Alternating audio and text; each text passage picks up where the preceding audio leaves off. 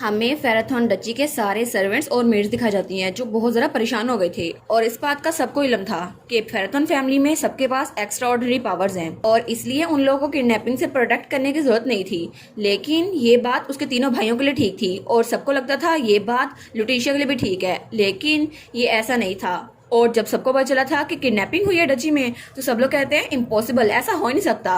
तो सब कहते हैं सबसे पहले हमें ये पता करना होगा कि इस सब के पीछे था कौन, ये करने की कोशिश किसने की है। तो ड्यूक कहता है अच्छा तो तुम लोग को कहने का मतलब है कि मेरी बेटी मेरे अपने घर से किडनैप होने वाली थी और तुम लोग कुछ कर नहीं पाए और तुम लोगों ने किसी ने भी उसको बचाने की कोशिश नहीं की। और वो बहुत ज्यादा गुस्से उनकी तरफ देखते हैं तो वहां पर सब लोग खामोश थे। तो तब एरिस कहता है हिज एक्सलेंसी ने ऑर्डर दिया था कि मेरी बहन को सेफ रखना है, लेकिन तुम लोग ये करने में नाकाम हो गए। तुम लोगों ने मेरी बहन को खतरे में डाला। आखिर तुम लोग इसके बारे में क्या कहना चाहोगे। तो उनमें से कहता है आप बिल्कुल ठीक कह रहे हैं, लेकिन अभी भी देर नहीं हुई, हम कल्प्रिट को पकड़ सकते हैं। तो दूसरा कहता है जी हमें किडनैपर को आइडेंटिफाई करना होगा, ये जरूर डार्क गिल्ड के मेंबर्स का काम होगा ना, ये जरूर एक ऑर्डर होगा, लेकिन अभी तक हमें ये पता नहीं चला कल्प्रिट है कौन, इसके लिए हमें थोड़ी मेहनत करनी पड़ेगी।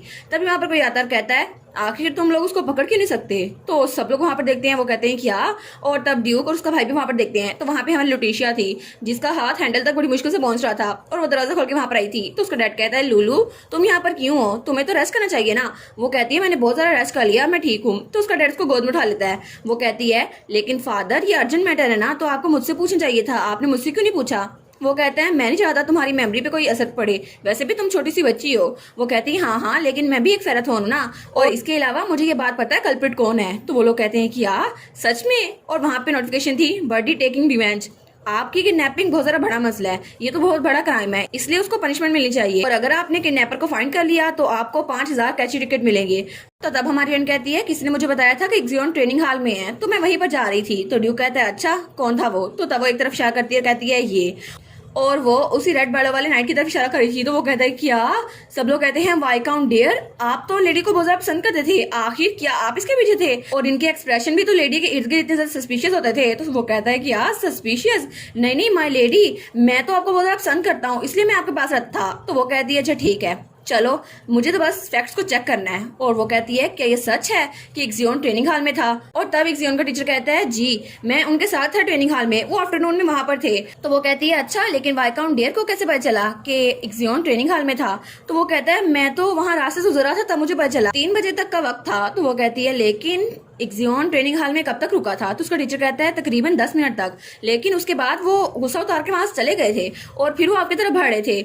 तो वाइकाउंट डेयर कहता है मुझे नहीं पता था कि वो सब कुछ हो जाएगा और मुझे तो लगा था वो अभी तक ट्रेनिंग कर रहे होंगे। तो हमारी बहन कहती है एक्सियन एक फिकल इंसान है, उसकी कोई सेट रूटीन नहीं है, वो वहां से निकल गया था और तुम्हें पता था मैं उसका पीछा करूंगी और सबको पता था वो ट्रेनिंग हॉल में ज्यादातर टिकता नहीं है और मैं तो मेन कैसल में थी, तो अगर मैं वहां पर चली जाती तो मैं एक्सियन से मिल जाती, लेकिन मैं ईस्टर्न गार्डन में थी क्योंकि तुमने कहा था जो केक तुम लेकर आए थे मैं वहां पर खाऊं, क्या ये सच है। तो सब लोग कहते हैं कि क्या ये सबके पीछे सच में वाइकाउंट डेयर था, लेकिन मुझे तो शुरू से कुछ गड़बड़ लग रही थी। तो हमारी बहन कहती है हाँ बिल्कुल मैं ईस्ट गार्डन में थी और मैं ट्रेनिंग फील्ड जा रही थी और एक्सियन ट्रेनिंग फील्ड से मेन कैसल जा रहा था, इसलिए हम लोग मिल नहीं सके। तो वो लोग कहते हैं कि तो इम्पॉसिबल है आप लोग मिल सकते। तो हमारी बहन कहती है हाँ बिल्कुल एक्सियन वो कभी मुझे ढूंढ नहीं पाता, इसलिए ये अच्छा मौका था मुझे किडनैप करने का और ये जगह भी बिल्कुल ठीक थी। तो वो लोग कहते हैं क्या सच में इन्होंने लेडी के साथ ऐसा किया।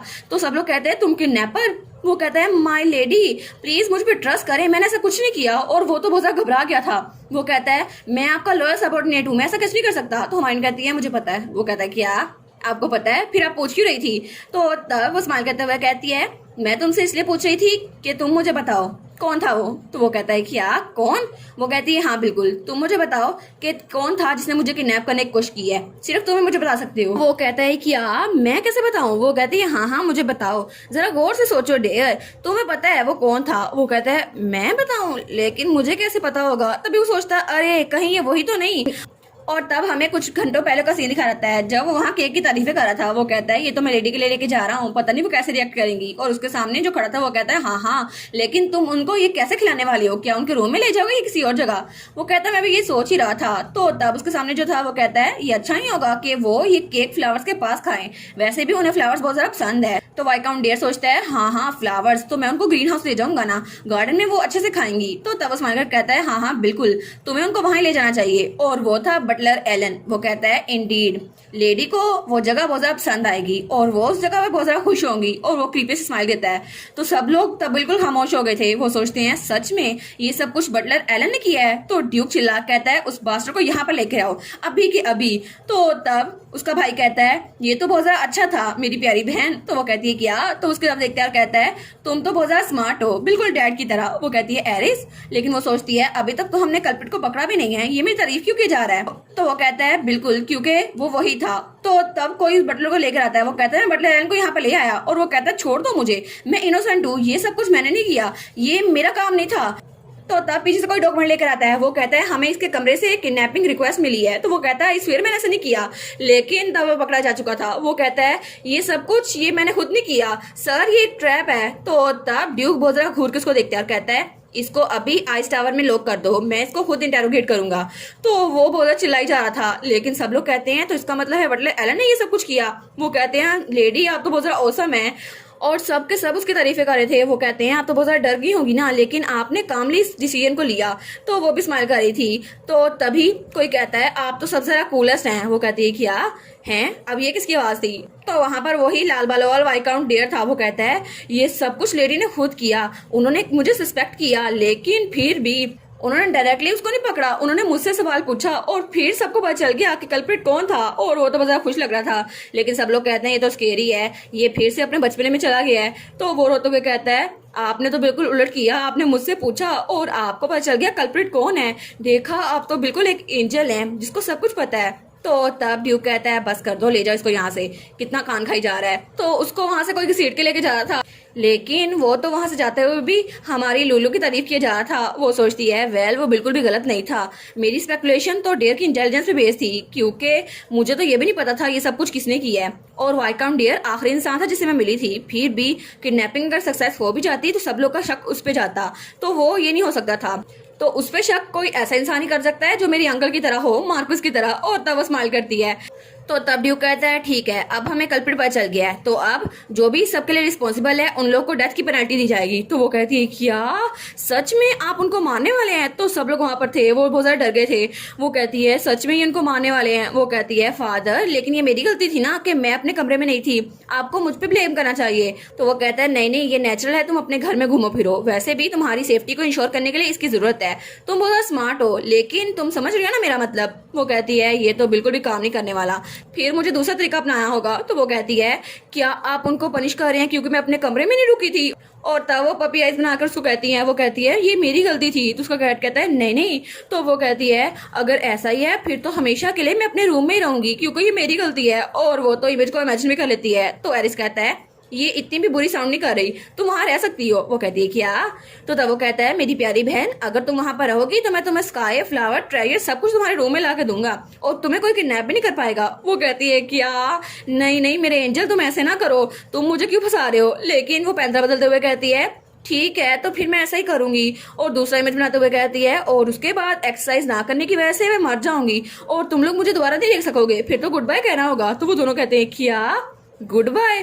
तो ड्यूक कहता है नहीं नहीं, मुझे लगता है कि इसके अलावा भी और तरीके हैं, डेथ इतनी ज्यादा जरूरी नहीं है। तो एरिस कहता है हाँ हाँ मुझे भी ऐसा लगता है। तो सब लोग कहते हैं क्या सच में ड्यूक ने हमें छोड़ दिया, पनिशमेंट बाद के लिए रख दी? क्या सच में ड्यूक का डिसीजन बदल गया है? तो सब लोग कहते हैं कि ये पॉसिबल भी है और वहाँ के लोग भी बहुत ज्यादा हैरान हो गए थे। तो सब लोग कहते हैं थैंक यू माय लेडी, हम तो आपको बहुत ज्यादा पसंद करते हैं, हम तो बहुत ज्यादा ग्रेटफुल हैं। और तब सब के सब उसको बहुत ज्यादा पसंद कर रहे थे। और तभी उसको नोटिफिकेशन आती है क्वेस्ट बर्डी रिवेंज कंप्लीट हो चुका है, आपको 50,000 कैश विड्रॉ दिया जाता है। वो कहती है ये तो बहुत ज्यादा एम्बेरसमेंट वाली बात है ना, लेकिन फिर भी मेरी क्वेस्ट तो पूरी हुई ना। तभी वहाँ पे नोटिफिकेशन आता है कांग्रेचुलेशन, आपका इन्फ्लुएंस सब पे बढ़ चुका है, आपको 8,000 कैश अप्रूव किया जाता है। वो कहती है कि हाँ कैश मिला है, कोई टिकट नहीं मिली, अब मैं किसी नावल को समझ नहीं कर सकती।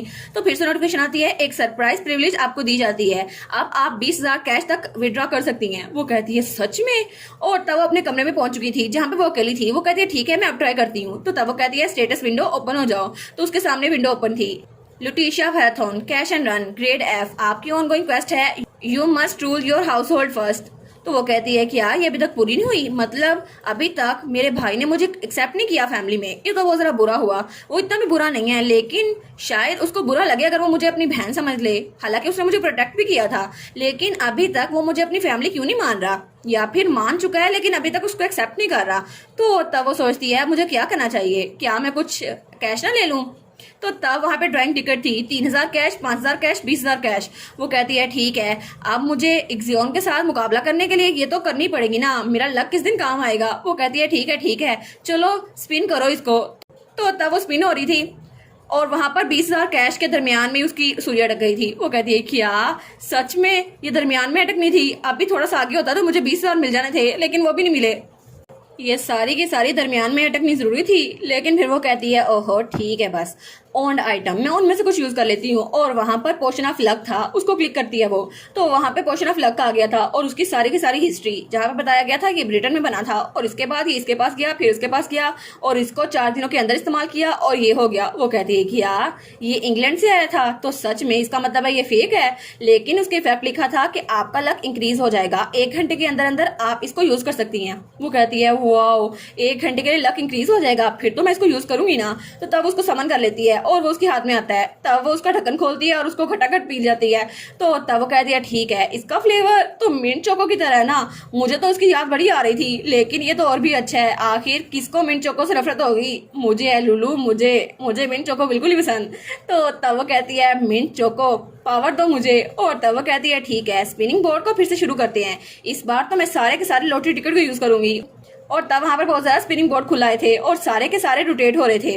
वो कहती है ठीक है कुछ ना कुछ तो हो ही जाएगा। तभी वहां से कांग्रेचुलेशन का निशान आता है। वो कहती है कि यार सच में अब क्या मैं जीत गई हूँ। और जब वहां पर देखती है तो उसने काफी ज्यादा कैश जीता हुआ था। वो कहती है सच में मुझे 20,000 कैश भी मिल गया, ये पोर्शन ऑफ लक तो सबसे ज्यादा बेस्ट है, इसको तो मैं संभाल के रखूंगी। तो तब वो बुक खोलते हुए कहती है ठीक है अब मुझे मोमेंटम के साथ चलना ही चाहिए, अब मैं कोई और एबिलिटी समन करती हूँ। तो वो कहती है अब मैं समन करूंगी the terminally ill woman who does not want to love. ठीक है मैं इसको समन करूंगी, ये पावर तो मुझे चाहिए थी। और वो सोचती है मुझे नहीं पता एक्सियोन के दिमाग में क्या चल रहा है, लेकिन अब मेरी जो एबिलिटी होगी उसकी वजह से वो मुझे पसंद जरूर करने लग जाएगा और मेरा मिशन वो भी कंप्लीट हो जाएगा।